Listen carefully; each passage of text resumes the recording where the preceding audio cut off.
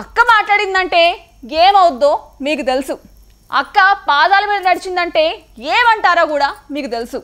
అక్క రంగంలోకి దిగిందంటే అన్నైనా తమ్ముడైనా ఒకటే. అట్టాంటి అక్క ఇప్పుడు డెసిషన్ తీసేసుకుందండి. హాయ్ అదేదో కానీ అక్క నిర్ణయాలు ఎప్పుడు షాక్ ఇచ్చేస్తాయండి బాబు. మరి ఆ షాకు మరి ఎవరికి తగిలిద్దో ఎట్టా తగిలిద్దో ఏటో కానీ ప్రస్తుతానికైతే ఏపీ పాలిటిక్స్లో దీని గురించి అందరూ మాట్లాడేసుకుంటున్నారండి. హాయ్ మరి అదేదో చూస్తారా?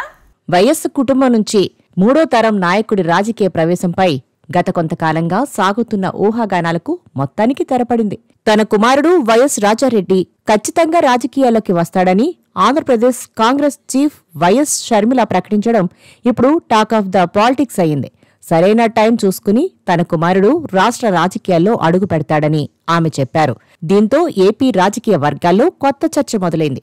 సోమవారం తన తల్లి షర్మిలతో కలిసి రాజారెడ్డి కర్నూలులో పర్యటించారు. పర్యటనకు ముందు హైదరాబాద్లోని నివాసంలో అమ్మమ్మ విజయమ్మ ఆశీస్సులు తీసుకున్నారు రాజారెడ్డి. అనంతరం కర్నూలు చేరుకుని ఉల్లి మార్కెట్లో రైతులతో నిర్వహించిన ముఖాముఖి కార్యక్రమంలో పాల్గొన్నారు. అక్కడే విలేకరులతో మాట్లాడుతూ తన కుమారుడి రాజకీయ అరంగేట్రంపై షర్మిల అధికారిక ప్రకటన చేశారు. తన తండ్రి దివంగత నేత వైఎస్ రాజశేఖర్ రెడ్డి వర్ధంతి సందర్భంగా పులివెందలలోని వైఎస్ఆర్ ఘాట్ వద్ద జరిగిన నివాళి కార్యక్రమంలో రాజారెడ్డి తన తల్లి పక్కనే కూర్చోవడం అందరి దృష్టిని ఆకర్షించింది. అప్పటినుంచి ఆయన రాజకీయ ప్రవేశంపై జోరుగా ప్రచారం సాగుతుంది.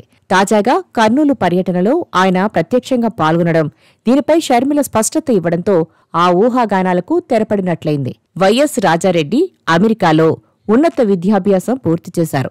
మరి తన తాత వైఎస్ఆర్, మేనమామ వైఎస్ జగన్లాగా రాజకీయాల్లో జోరు చూపిస్తాడో లేకపోతే తల్లి షర్మిలలాగా అటు ఇటు కాకుండా ఉండిపోతారో కాలమే నిర్ణయిస్తుంది.